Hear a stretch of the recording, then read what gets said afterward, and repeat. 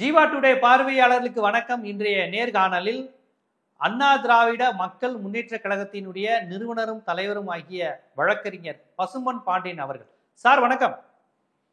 வணக்கம் சார், இப்ப திருப்பரங்குன்றம் உங்கள் பகுதி, நீங்க மண்ணின் மைந்தர். இந்த திருப்பரங்குன்றத்தை பச்சை பெயிண்ட் அடிக்கிறாங்க, முஸ்லீம் மலையா மாத்துறாங்க, இது ஒரு சைவ மலை, கந்தன் மலை, இங்கெல்லாம் அசைவம் புழங்கக்கூடாது அப்படிங்கிற ஒரு பிரச்சாரத்தை இந்து மக்கள் கட்சி, இந்து முன்னணி, சங் பரிவார்கள் முன்னெடுத்திருக்கிறார்கள். உங்களுக்கு நல்லா தெரியும். இந்த நிலையில் இந்த பிரச்சனை எங்க இருந்து ஆரம்பிச்சிச்சு அப்படிங்கிறப்ப பலர் என்ன சொல்றாங்க, யாரோ ஒருவர் வெளியூர்ல இருந்து ஒருத்தர் ஆட்டுக்குட்டி தூக்கிட்டு வந்தாரு, அதை காவல்துறையினர் தடுக்கிறாங்க. அவங்க இது என்னங்க வம்பா இருக்கு, நாங்க தர்காவுக்கு போராட்டோம்னா இல்ல போகக்கூடாதுன்னு சொல்லியிருக்காங்கன்னு போலீஸ் தடுக்கிறாங்க. போலீஸ் கலெக்டரும் அதே மாதிரி தடுக்கிறாங்க, இது நடைமுறை இல்லைன்னு. அதுக்கப்புறம் ஒரு பெரிய போராட்டம் நடக்குது, போறாங்க. அதுக்கப்புறம் இதை பாருங்க, முஸ்லிம்கள் இங்க ஆட்டுக்குட்டி கோழின்னு பழி கொடுத்து அந்த சைவத்தன்மையை கெடுத்துடுறாங்கன்னு இந்து மக்கள் கட்சி கிளம்புறங்குது. பிரச்சனை எங்க சார் தொடங்குச்சு? எங்க யாருக்கு தவற விட்டா? மாவட்ட ஆட்சியரா, காவல்துறையா, உளவுத்துறையா? எங்க இருந்து இந்த பிரச்சனை ஆரம்பிச்சிருக்கு? அதாவது RSS, பாஜக, இந்த சங் பரிவார் அமைப்புகள் ஒரு 100 ஆண்டு காலமாக திட்டமிட்டுதான் சில செயல்களில் ஈடுபட்டு வருகிறார்கள்.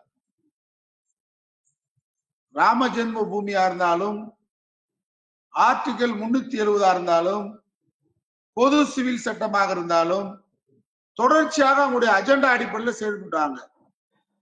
அந்த செயல்பாட்டின் ஒரு அம்சம்தான் திருப்பரங்குன்றம் மலையில கார்த்திகை தீபம் ஏற்ற வேண்டும் என்று ராமகோபாலன் என்று இந்து முன்னணி தலைவராக 1990 ஆரம்பிச்ச விவகாரம் தான் இது. அது நிறைவேற முடியாமல் போயிடுச்சு. காரணம், மதுரை மக்களை பொறுத்தளவில், அதுவும் குறிப்பாக திருப்பரங்குன்றம் மலையில ஒட்டி வாழக்கூடிய மக்கள் அனைவரும் சகோதரத்துவமாக, சமத்துவமாக வாழக்கூடிய மக்கள், மத நல்லிணக்கத்தோடு. அதனால 90 அவங்க ஆரம்பிச்ச முயற்சி, தியாகராஜன் ஒருத்தர் இருந்தார், அவர் தான் அந்த வழக்கெல்லாம் போட்டவர். அவங்க எல்லாம் இந்த மண்ணோட மண்ணா போயிட்டாங்க. அந்த பிரச்சனை தொடர்ச்சியா அஜெண்டாவா RSS வச்சிருக்கு. தொடர்ச்சியாக நான் சின்ன வயது காலத்திலிருந்து பார்த்திருக்கிறேன். தர்காவுக்கு, அந்த காசி விஸ்வநாதர் கோயிலுக்கு போறவங்களே எங்க பெற்றோர்லாம் கூட்டு போகும்போது பார்த்தா இந்த பக்கம் தர்கா இருக்கும். தர்கால சின்ன குழந்தைகளுக்கு எல்லாம் போனவங்க சர்க்கரை கொடுப்பாங்க, இனிப்பு சர்க்கரை பசங்களுக்கு எல்லாம் கூப்பிட்டு கொடுப்பாங்க தர்கால. சில நேரங்கள்ல அசைவ விருந்தே நடக்கும். பெரும்பான்மையான அசைவ விருந்து நடத்தினவர்கள் இந்துக்கள் தான் எனக்கு தெரிய. நானே பல நிகழ்ச்சிக்கு போயிருக்கேங்க.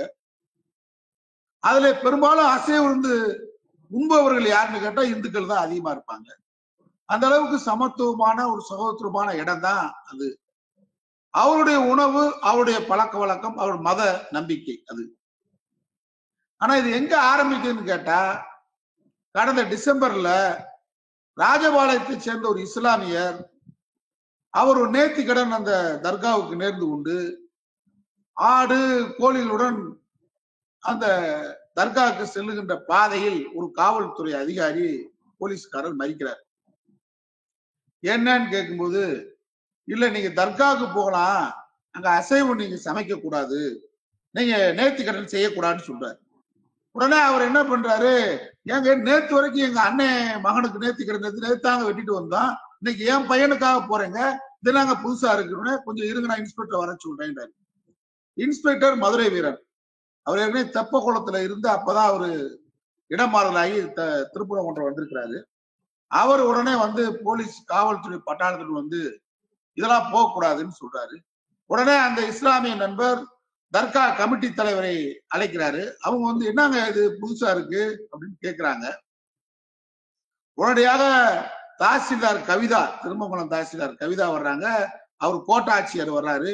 அனைவரும் என்ன சொல்றாங்கன்னு கேட்டா, இது உங்களுக்கு மேலிட உத்தரவு. மேலிடம்னா யாருங்கன்னு கேட்கிறாங்க. முதலமைச்சரா, இந்து சமய அறநிலையத்துறையா, அல்லது கலெக்டரா, அல்லது போலீஸ் கமிஷனரா, அல்லது மோடியா, அல்லது ராஜாவா, யார் மேலிடம் எனக்கு சொல்லணும்னு கேட்கிறாங்க. அதெல்லாம் சொல்ல முடியாது, மேலிட உத்தரவு அப்படின்னு அவங்களை தடுத்துறாங்க. தடுத்ததுக்கு முன்னாடி அவருடைய உரிமைகளுக்காக மறுநாள் ஒரு ஆர்ப்பாட்டத்தை அங்க நடத்த வேண்டிய சூழல் ஏற்படுது இஸ்லாமிய நண்பர்களுக்கு. அவர் மாவட்ட ஆட்சித்தலைவர் இன்னைக்கு இருக்கக்கூடிய மரியாதைக்குரிய சங்கீதா அவர்களை, திருமதி சங்கீதா அவர்களை சந்திக்கிறாங்க. அவரும் என்ன சொல்றாங்க, மேல்ட உத்தரவு அப்படின்னு சொல்றாங்க.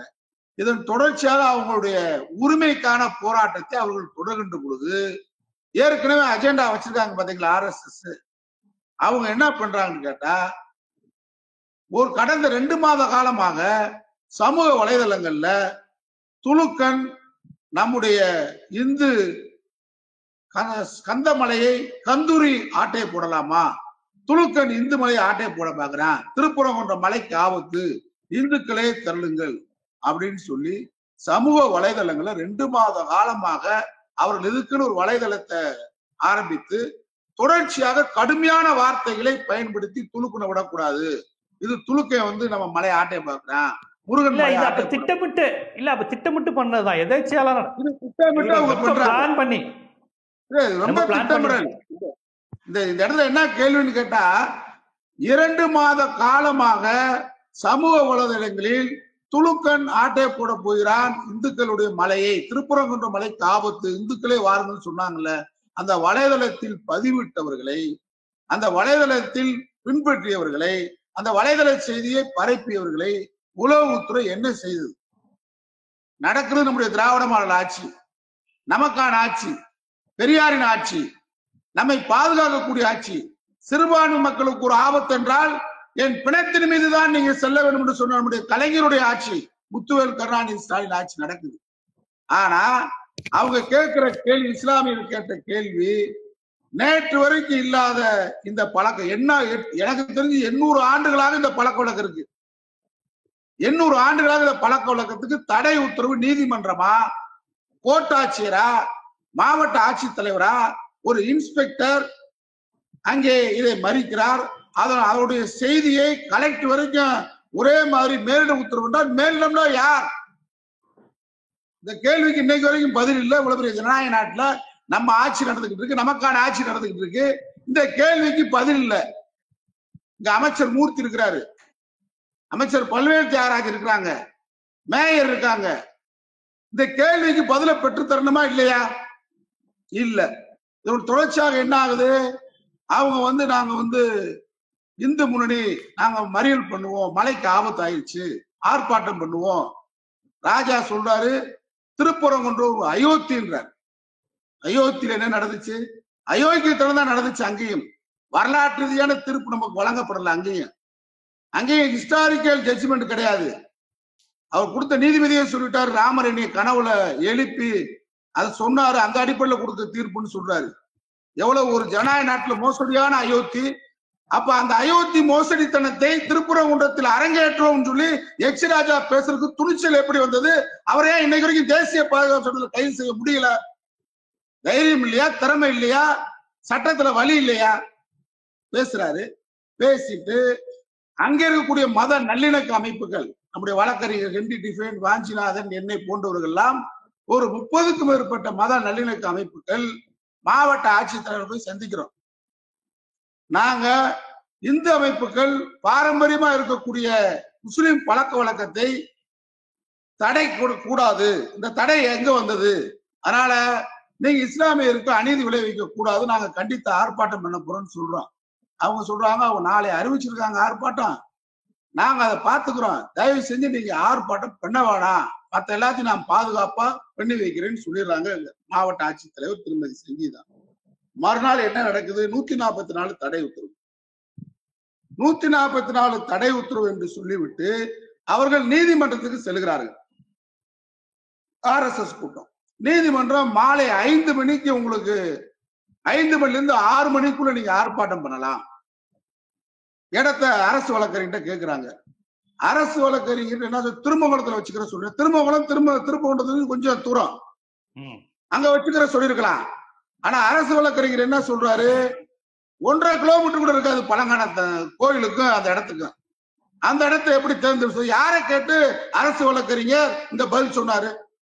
அது பழங்கானத்தை பஸ் ஸ்டாண்டு, வெளியூர்ல இருந்து சீக்கிரம் வரலாம்.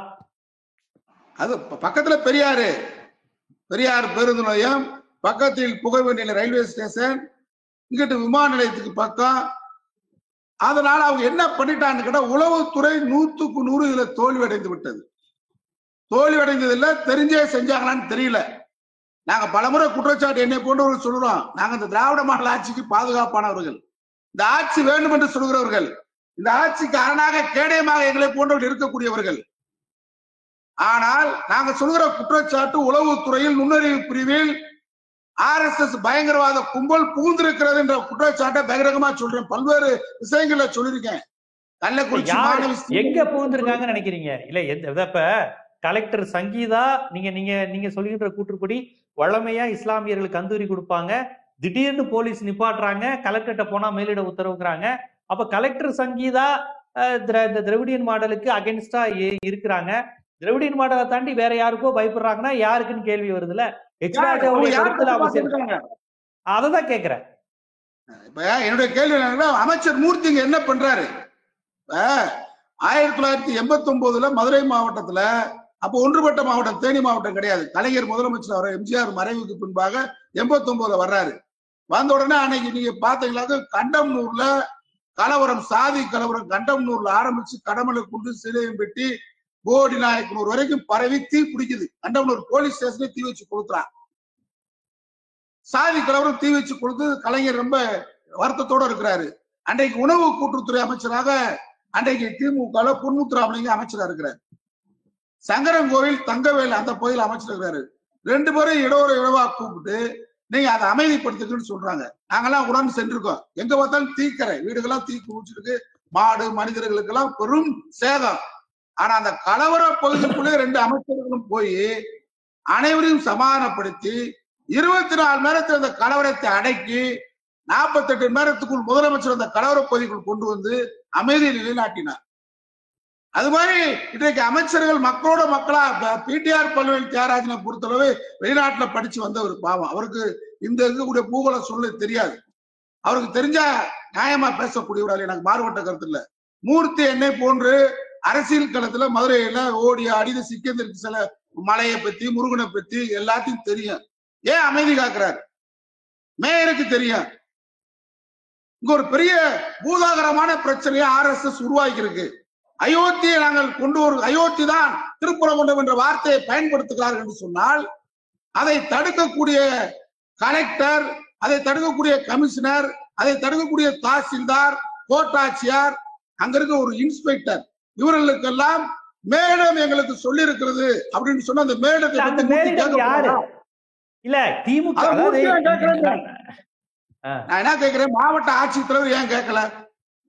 இல்ல மாவட்ட ஆட்சியர் இல்ல இங்க சைவம் தான் பயன்படுத்தணும், அசைவம் பயன்படுத்தணும் பழக்கம் இல்லைன்னு எச்ராஜா சொல்றாரு.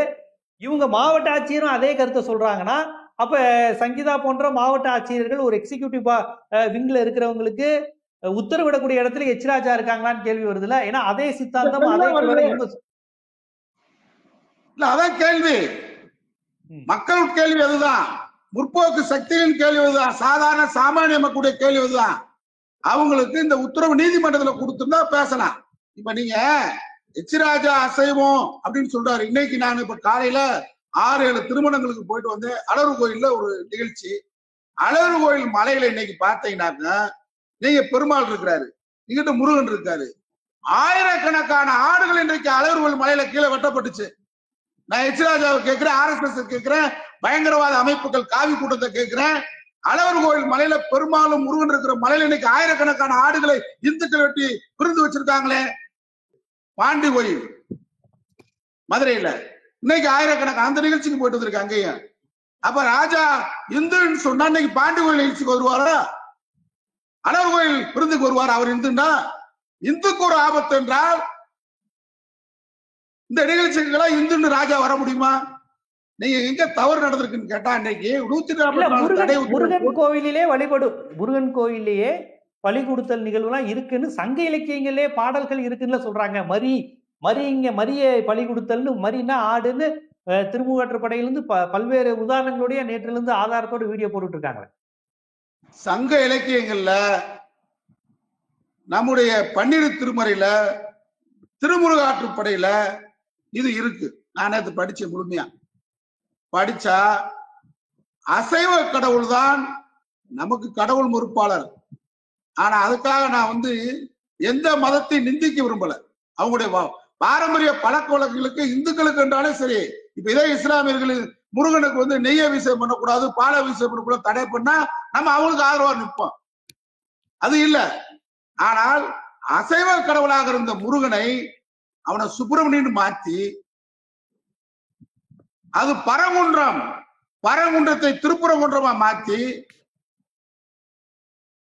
அங்கே நீங்க நாடகங்கள்ல கூட பார்த்தா வள்ளி திருமண நாடகம் தான் நடக்கும்.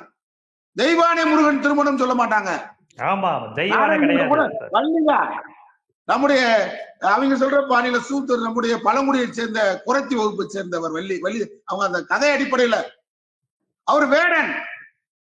அங்கே வேட்டையாடி விட்டு முருகன் கோயிலே ரத்த பலி கொடுத்து விட்டுதான் உணவறிந்து விட்டுதான் வந்திருக்கிறார்கள் என்று சங்க இலக்கியம் சொல்லுது.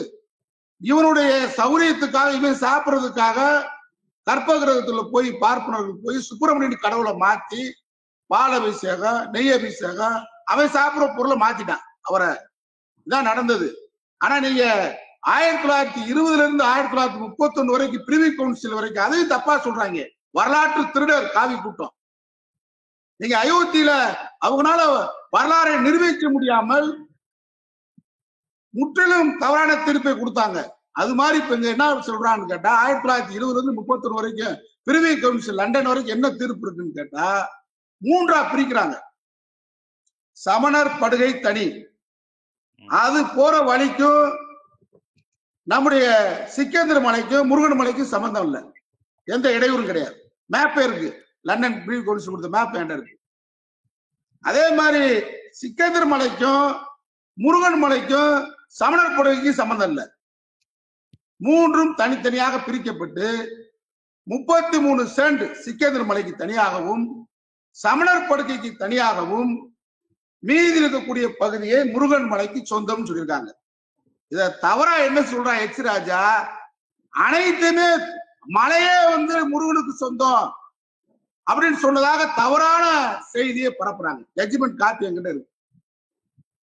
இந்த 33 சென்ட் போக சமணர் படுக்கை போக மீதி பகுதி இந்து சமய அறநிலையத்துறை முருகனுக்கு சொந்தம்ன்றாங்க.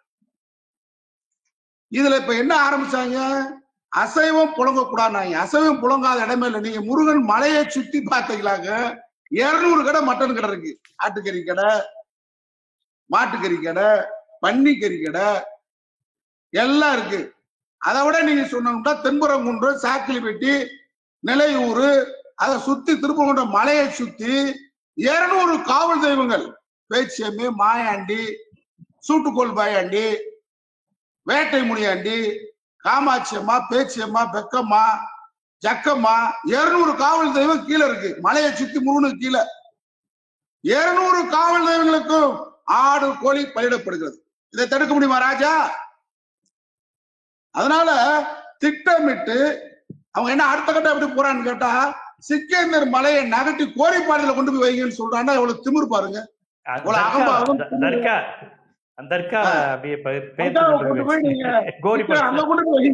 அப்படின்னு சொன்னா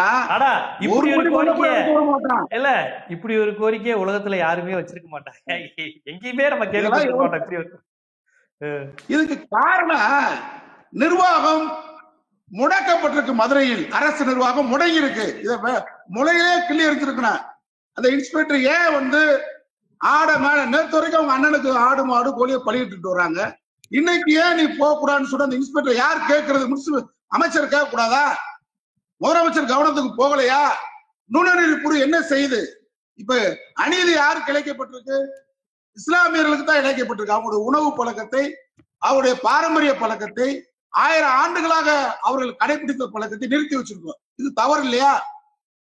அடுத்த கட்டத்துக்கு போறான். இந்த கோரிக்கை நிறைவேறிச்சு அவனுக்கு. அடுத்த RSS என்ன பண்றான்? இந்த கூட்டத்தை எப்படி சேர்த்தான்? அதான் இப்ப சொல்ல வந்தேன். 144 தடை உத்தரவு இருக்கு. 5 மணிலிருந்து 6 மணிக்குள்ள நீங்க 1 மணி நேரம் ஆர்ப்பாட்டம் பண்ணலான்றாங்க. அரசு வழக்கறிஞர் பக்கத்திலே இடம் தர்றாரு. நீதியரசர் திருமங்கலத்தை சொல்றாரு. ஆனா அரசு வழக்கறிஞர் பக்கத்துல இடம் சொல்றாரு. ஆனால் 15 நாட்களாக திருப்பூர், தூத்துக்குடி, ராமநாதபுரம் இந்த பகுதியிலிருந்து காவி உடை தரித்துக் கொண்டு யாருக்கும் தெரியாம மதுரைக்குள் 10 பேர் 15 பேரா பதுங்கி இருக்காங்க. உளவுத்துறை என்ன பண்ணுச்சு? எல்லாம் அந்த பழங்கானத்தம் பகுதியை ஒட்டி ஜெயந்திபுரம், சோழஅழகுபுரம், சொக்கலிங்க நகர், அரசரடி, SS காலனி இந்த பகுதியில பதுங்கிறது இருக்கா. அவ்வளவு தரல முடியாது. அரை மணி நேரத்துல எல்லாம் பதுங்கி இருந்து 1 மணி நேரம் சொன்ன உடனே வெளியூர் ஆட்கள், மதுரையை சேர்ந்த பெண்களே இல்லை. நாங்க வீடியோ பூரா எடுத்து பார்த்துட்டோம்.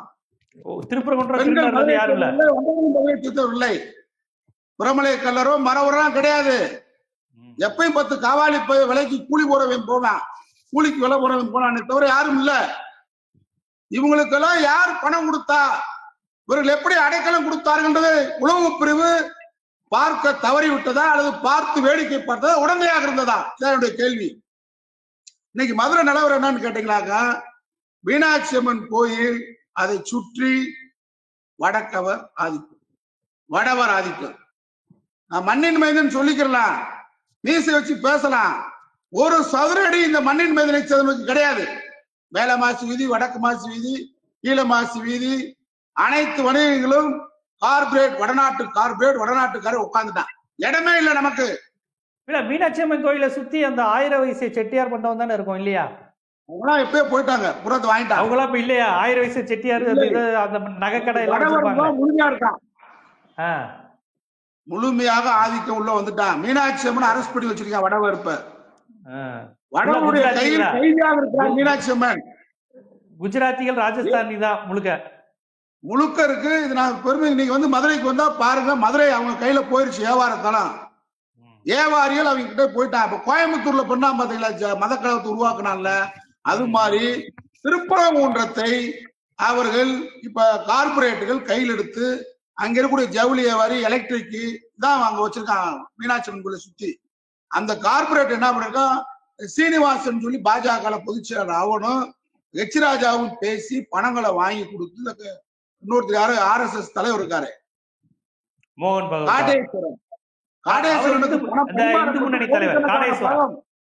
காடேஸ்வரனுக்கு கோடிக்கணக்கான பணம் சீனிவாசன் மூலமாக, H ராஜா மூலமாக மதுரை கார்பரேட் வடக்கர்கள் கொடுத்து அந்த பணத்தின் மூலமா இவர்கள் எல்லாம் அங்கங்க பதுங்கி வச்சு அரை மணி நேரத்துல சேர்ந்திருக்காங்க. இப்பயும் ஒரு தகவலை சொல்றேன், இந்த பேட்டியின் வாயிலாக மாண்பு முதலமைச்சர் அவர்களுக்கு. நாளை மறுநாள் தைப்பூச திருவிழா, பெரும் திருவிழா, லட்சக்கணக்கான பக்தர்கள் திரளுவார்கள். ஆனால் H ராஜா என்ன சொல்றாருன்னா, இன்னைக்கு நாங்க லட்சக்கணக்கான திரண்டு நாங்க என்ன செய்யறோம் பாருன்னு இருக்காரு, சவால் விட்டுருக்காரு. காவல்துறை இதே மாவட்ட ஆட்சித்தலைவர் கவனத்துக்கு கொண்டு வர்றேன், தாசில்தார் கவிதா கவனத்துக்கு கொண்டு வர்றேன், கோட்டாட்சியர், மதுரை மாநகராட்சி ஆணையாளர், மாண்புமிகு அமைச்சர்கள் கவனத்திற்கு, மேயர் கவனத்துக்கு, முதலமைச்சர் கவனத்துக்கு கொண்டு வர்றேன். நாளை கழிச்சு அவர்கள் சதி செய்ய திட்டமிட்டு இருக்கிறார்கள். இது ராஜா பேச்சுல தெரியுது. உடனே கைது செய்யுங்க, நடவடிக்கை எடுங்க. அன்றைக்கு நாங்கள் அரசு நிர்வாகத்தை நம்பி எங்களை போன்ற பெரியார் சிந்தனையாளர்கள், மதுரையில் இருக்கக்கூட மத நல்லிணக்கத்தை சேர்ந்த தோழர்கள் அமைதி காத்தோம் மாவட்ட நிர்வாகத்தை நம்பி. இப்ப நாங்க மாவட்ட நிர்வாகத்துக்கு கோரிக்கை வச்சிருக்கோம். லட்சக்கணக்கான பக்தர்கள் நாளைக்கு தெரியல இருக்கிறாங்க, ஏதாவது அசம்பாவிதம் செய்ய வேண்டும் என்று RSS சதி பண்ணிட்டு இருக்கு. இப்பயும் சொல்றேன், அதிகாரப்பூர்வமா சொல்றேன், தடுத்து நிறுத்த வேண்டிய பொறுப்பு மாவட்ட ஆட்சித்தலைவருக்கு, அமைச்சர்களுக்கு உண்டு. நீங்க தடுத்து நிறுத்த தவறினால் கடந்த முறை அவர்கள் சேர்ந்து ஆர்ப்பாட்டம் செய்ய அனுமதித்து கொண்டு நாங்க விடமாட்டோம். நிச்சயமா தடுப்போம். எங்களால தடுக்கக்கூடிய சக்தி மதுரை மக்களுக்கு உண்டு. மக்கள் ஆதரவோட இன்னைக்கு திருப்பரங்குன்றம் மக்களே தீர்மானம் போட்டுட்டாங்க. அந்த மக்கள், வியாபாரிகள், அங்க வாழக்கூடிய மக்கள், அனைத்து கட்சி, அதுல கூட இன்னைக்கு நம்முடைய சட்டமன்ற உறுப்பினர் முன்னாள் அமைச்சர் செல்லூர் ராஜன் செல்லப்பா, அவர் தான் திருப்பரங்குன்றத்துடைய சட்டமன்ற உறுப்பினர் செல்லப்பா, அவங்க இன்னைக்கு நோட்டீஸ் அனுப்பிருக்காங்க கலெக்டருக்கு. என்ன சொல்றாங்கன்னு கேட்டா, அனைத்து கட்சி கூட்டத்தில் நாங்க கலந்துக்கிறல, எங்களை அழைப்பு கொடுக்கல. ஆனா நாங்கள் என்ன பாரம்பரியமா பின்பற்றி வந்தார்களோ 2 மதத்தினரும் அதை தொடர்ந்து பின்பற்ற வேண்டிய எங்களுடைய கோரிக்கை. ஆனா நாங்க கோரிக்கை வைக்குதா? அதிமுக அந்த கோரிக்கை வைக்குதா? சொல்லிட்டாரு இன்னைக்கு அமைச்சர், முன்னாள் அமைச்சர் எடப்பாடி சொல்றாரு. அத எடப்பாடி எப்படி சொல்லுவாரு, இங்க லோக்கல் அட்ஜஸ்ட் பண்றதுக்காக இன்னைக்கு பெரும்பான்மை மக்கள் இது விரும்புறதுனால அந்த கோரிக்கை அவங்க வைக்கிறாங்க. பெரும்பான்மை மக்களுடைய எண்ணத்துக்காக இங்க அரசியல் செய்யணும்ல அவங்க. அதுலயும் கலெக்டர் என்ன பண்ணிருக்காங்க, அவங்க கையெழுத்து போடலன்னு சொல்லிட்டாங்க. அவங்க கூட்டத்திலே கலந்துக்கல, எனக்கு அழைப்பு இல்லைன்றாங்க, நீங்க நோட்டீஸ் கொடுத்துருக்காங்க. அதனால இந்த ஒரு காரணத்தை வைத்துக் கொண்டு திருப்பரங்குன்றம் தொகுதி மக்கள் விருப்பத்தின் அடிப்படையில அனைத்து கட்சி தலைவர்கள் தீர்மானத்தை மாவட்ட ஆட்சியர் கொடுத்திருக்காங்க. அதை வச்சு வெளியூர் நபர்கள் உள்ள வரக்கூடாது அப்படி தடுத்திருக்கலாம். அனைத்து வாய்ப்புகளும் இருந்து இன்றைக்கு இஸ்லாமியர்களுடைய காலங்காலமாக பின்பற்றி வந்த அந்த உணவை தடுத்திருப்பது பெரிய தவறு. முதலமைச்சர் உடனடியாக கவனம் செலுத்தி இவங்களை நீங்க விட்டா ஒவ்வொரு கோரிக்கையா போகும். அப்புறம் நாங்க மலையில நாங்க தீபம் ஏத்த போறோம்னு சொல்லுவாங்க. தீபம் ஏத்த போறது ஏன்னு சொன்னா இவங்க இடம் ஒரு இஸ்லாமியுடைய இடம் வரும். அதுதான் வில்லங்கம் பண்றாங்க. இது ராமகோபாலன் காலத்துல இருந்து இந்த விவகாரத்தை பண்ணிட்டு இருக்காங்க. அதனால மக்களுக்கான எந்த பிரச்சனையும் பிஜேபி RSS வைப்பதில்லை. எய்ம்ஸ் மருத்துவமனை காலகாலமா கட்டாம இருக்கு. அதுக்கு என்னைக்கா ராஜா போராடி இருக்காரா? அண்ணாமலை போராடுறாரா? மதுரையில் ஒரு தொழிற்சாலை கொண்டு வந்து 10 ஆண்டுகளா பிஜேபி இருக்கு. ராஜா அது மாதிரி போராடி இருக்காரா? மதுரை எய்ம்ஸுக்கு போராடுறாங்க. மெட்ரோ ரயில் திட்டம் அறிவிக்கப்பட்டு மதுரைக்கு பட்ஜெட் ஒதுக்கப்படல. இதை ஏன் பிஜேபி கேட்கல? இதுக்கு போராட்டம் இருக்கா? அனைத்து இந்தியாவிலும் அர்ச்சகராகலாம் சட்டத்தை கொண்டு வரலாம்ல, அதையே தடை பண்றாங்க. பாருங்க, வரும் தைப்பூச நன்னாளில் 11/2/2000 மாலை 4 மணிக்கு திருப்பூர் உருவபக்துடன் ஸ்ரீ கந்தர் கிரிவலம் செல்கிறார் சீனிவாசன் செய்திப்ப. அப்ப நீங்க எல்லாம் வம்புழுக்கிற வேலை. இதை நீங்க ஆரம்பத்துல 10 பேர் தான் நீங்க இதை செஞ்சது. யாருன்னு கேட்டா இன்னும் சொல்றேன் 10 பேர் தான். இந்த கார்பரேட் இங்க இருக்கக்கூடிய கார்பரேட்டும் காவியும் ராஜாவும் ஸ்ரீனிவாசனும் அண்ணாமலையும் சேர்ந்து இதை சரி பண்ணாங்க. மக்கள்கிட்ட ஆதரவு கிடையாது.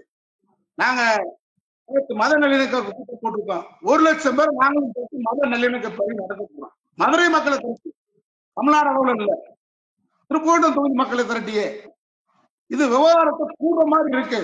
அதனால ஒரு 10 பேருடைய அபிலாஷைகளுக்கு திராவிட மாடல் அரசு அடிபணியலாமா? யார் அந்த மேலிடம்? நீங்க விரைவா தீர்வு காணுங்க. அவங்க சாப்பிடலாம்னு சொல்லுங்க. அது அநீதி. இஸ்லாமியர் நம்ம நம்பி இருக்கிறாங்க சிறுபான்மை மக்கள். அந்த மக்களுக்கு அநீதியை நம்ம விளைவிக்க கூடாது. அவன் இதை நீங்க சொன்னா அசைவம் அங்க புழங்கக்கூடாதுன்னு சொன்னா அடுத்து என்ன சொல்றான்? அங்க இதே இருக்கக்கூடாது, தர்காவை இருக்கக்கூடாது. இஸ்லாமியர்களுக்கு எவ்வளவு கொடுமையை தாங்குவான் அவன்? இவ்வளவு பொறுமையா இருக்கிறதே பெரிய விஷயம். நிஜா பணியாளன்ற பிரியாணி சாப்பிட்டது அயோத்தியில பண்ண 5 கிலோமீட்டருக்கு அசைவம் புழங்கக்கூடாது. முதல்ல இந்த ராமஜென்ம பூஜை பிரச்சனை ஆரம்பிக்கும் போது என்ன சொன்னான்னு கேட்டா, அயோத்தியை சுற்றி 5 கிலோமீட்டருக்கு அசைவம் புழங்கக்கூடாது. அப்புறம் 15 கிலோமீட்டர், அப்புறம் 50 கிலோமீட்டர் தான். இன்னைக்கு உத்தரப்பிரதேசம் முழுவதும் சொல்லி கொண்டு போயிட்டான். அதனால இங்க இருக்கக்கூடிய மக்கள் மதுரையை மீட்டாகணும். மதுரையினுடைய பண்டைய கால பழக்க வழக்கம், அவர்கள் அண்ணன் தம்பிகளாக சமத்துவமாக சகோதரத்துவம் வாழக்கூடியவர்கள், மாமன் மைத்திரன் பழகிட்டு இருக்கிற ஊர் மதுரை. அதனால இங்க அயோத்தியை ஒப்பிட்டு கலவரத்தை ஊட்டக்கூடிய இந்த கும்பலை இரும்பு கரம் கொண்டு அடக்கினார். வேடிக்கை பார்க்கிறது திராவிட மாடல் அரசு. வேடிக்கை பார்த்தால் பெரும் வரலாற்றில் கரும்புள்ளியாக நம்முடைய திராவிட இயக்க வரலாற்றில் மாறிவிடும் என்பது என்னை போன்ற திராவிட இயக்கத்துடைய ஆர்வலர்கள், இந்த ஆட்சியின் மீது நம்பிக்கை வைத்திருக்கக்கூடியவர்கள், நம்முடைய முதலமைச்சர் மீது நம்பிக்கை வைக்கிற காரணத்தால் அன்போடு சொல்லிக் விரும்புகிறேன். உடனடியாக தீர்வு. அன்னைக்கு ஆர்ப்பாட்டத்துக்கு வந்தவங்களை தடையை மீறி 144 தடை உத்தரவு மீறி வந்திருக்காங்க. அவங்களை உடனே கைது செய்யும். தைப்பூச நாளை கழிச்சு அறிவிக்கிறான். ஊர்வலம் போகிறான். இவனை எதிர்த்து நாமளும் ஊர்வலம் போறோம்னு சொன்னா என்ன ஆகும்? ஒரு ரத்தக்காரியை உருவாக்கினாலும் அயோக்கியன்றான். இதை அனுமதிக்கலாமா? எந்த வகையில் நியாயம்? ஆட்சியாளர் தலைவர், இங்க இருக்கக்கூடிய அமைச்சர்கள் முடங்கி இருக்கிறார்கள். யாருக்காக முடங்கி இருக்கிறார்கள்? முடக்கப்பட்டிருக்கிறார்களா? முடங்கியது யார்? முடக்கியது யார்? ஏன் முடக்கம்? திராவிட மாடல் அரசு விழித்துக் கொள்ள வேண்டும் என்பது பேட்டி பாட வேண்டும். இல்ல, தைப்பூசத்தன்னைக்கு எல்லாரும் வாங்கங்கிறத அவங்க ஒரு ஆன்மீக விழாவா ஒருங்கிணைப்பதை இப்ப நீங்க இல்ல இது கலவரத்துக்கு முயற்சி பண்றாங்க அப்படிங்கிறத இப்ப நீங்க ஒரு அரசே நடவடிக்கை எடுக்கணும்னு வச்சுக்கோங்களேன். பசுபுரமணியன் சொல்றாரு, ஒரு சமூக ஆர்வலர் சொல்றாரு, ஒரு லாயர் சொல்றாருன்னு எடுக்கிறாங்கன்னு வச்சுக்கோங்களேன். அவங்கள்ட்ட என்ன முகாந்திரம் இருக்கும்? எங்க தைப்பூசத்துக்கு ஒருங்கிணைக்க போறோம், இந்த கவர்மெண்ட் அதை தடுக்குதேன்னு அதை பெரிய பிரச்சனையால மாத்துவாங்க. தைப்பூசத்துக்கு கேதர் பண்றதை நீங்க எப்படி இது பண்ண முடியும்? அவங்க அது ஒரு ஆன்மீகம்ங்கிற கான்செப்டுக்குள்ள கொண்டு போவாங்க. இல்ல நான் சொல்றேன், இதுவரைக்கும் தைப்பூசத்துக்கு ராம சீனிவாசன் ஆர்கனைஸ் லட்சக்கணக்கான மக்கள் வந்தாங்க. பக்தர் யார் நமக்கு தெரியும்ல. நம்ம என்ன சொல்றோம், 6 வேளை பூஜை 6 கால பூஜை அங்க ஒழுக்கம் நடக்கட்டும். பங்குனி உத்தரவு நடந்துட்டு தான் இருக்கு. அதுக்கான பக்தர்கள் யாருன்னு உளவுத்துறைக்கு தெரியும்ல. பக்தர் யார்? பக்தர் என்ற போர்வையில் கலைஞர் நினைச்ச மாதிரி கோயில் கூடாது என்பது அல்ல. கோயில் கொடியூரில் கூடாரம் ஆகிவிடக்கூடாது. கொடியூர் யாருன்றத உளவுத்துறை கண்காணிகன்னு சொல்றான். இதுவரைக்கும் நீங்க வந்து தைப்பூச திருவிழாவுக்கு வச்சுராஜா அழைப்பு கொடுத்துட்டாரா? இத்தனை ஆண்டுகள் இந்து அமைப்புகள் அழைப்பு கொடுத்திருந்தா? இந்துனா இவங்க மட்டும் தான் இந்துவா? பெரியார் வந்து பௌத்த மதத்துக்கு போக மாட்டேன்னு சொன்னாரு. காரணம், பௌத்த மதத்துல உட்கார்ந்துகிட்ட இந்து மத குறை சொன்னா மத கலவரத்தை உருவாக்கிடுவான், பௌத்தன்னு சொல்லிடுவான். அது மாதிரி இப்ப நம்மளாம் அவனால் சர்டிபிகேட்டால் இந்துன்னு சொல்லப்பட்டதுதான். நம்ம சர்டிபிகேட்ல அவனால இந்துன்னு சொல்லப்பட்டிருக்கோம்ல. இவ யார்? முருகனுக்கு அத்தாரிட்டியா? எச் ராஜாவும் ராமச்சந்திரவாசனும் அண்ணாமலை அத்தாரிட்டியா? யார் இதுவரைக்கும் தைப்பூசத்துக்கு திரட்டினாங்களா? நான் என்ன கேட்கிறேன், மாவட்ட ஆட்சித்தலைவரை, காவல்துறை அதிகாரிகளை, கலவரத்தை உருவாக்குறது யாருன்னு உங்களுக்கு தெரியாதா? கண்டுபிடிக்க தெரியாதா? அமைச்சர் மூர்த்திக்கு தெரியாதா? தெரியல, எங்க மாதிரியால கூப்பிடுங்க. மதுரையில மூத்த தலைவர் பொன்முத்ராமன் இருக்கிறாரு, மத நல்லிணக்கத்தினுடைய பெரியவர்களா இருக்காங்க, எங்க மாதிரியான மதுரையில பிறந்து வளர்ந்தவங்களா இருக்கிறாங்க. இதெல்லாம் கூப்பிடுங்க, பேசுங்க. நாங்க சொல்றோம் யார் கலவரக்காரன்னு சொல்றோம். தடுங்க. 10 பேர் தான் மதுரையில இருக்கான். நான் தெளிவா சொல்றேன், 10 பேர். 10 பேரை கைது செய்ய. கலவரம் நடக்குதான்னு பார்ப்போம். வேற யார் ஆர்கனைஸ் பண்ணது? இதுவரைக்கும் ஆர்கனைஸ் பண்ணிருக்காங்களா தைப்பூசத்துக்கு?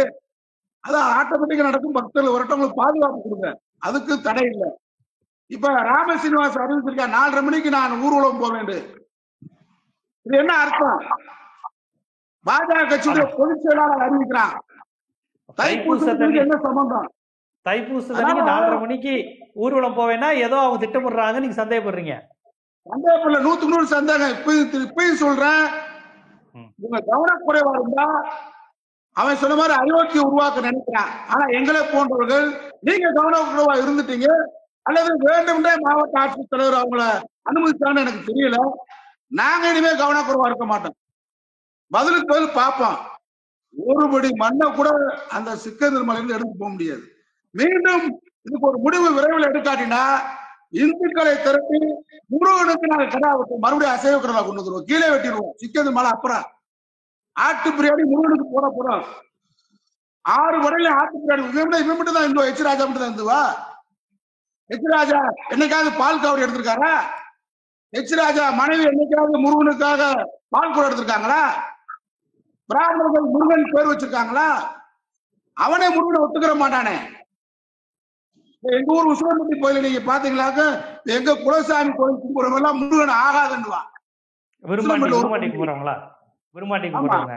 சொன்னாங்க விரும்பாண்டி கோயில் கும்பிடுறது ஆகாதுன்றான். இன்னும் சில பேர் இந்துக்கள்ல முருகன் கோயிலுக்கு போக மாட்டேன்றான். ஏப்பா 2 சம்சாரத்துக்காரரு அங்க போயிட்டு வந்தா நமக்கு 2 சம்சாரம் அமைஞ்சு வீட்டுல கலவரம் வந்து போகுங்க. இப்படி முருகனுக்கு பல விஷயம் இருக்கு. யாரா இந்து? யார் இந்து? இந்து குழந்தை சொல்லு.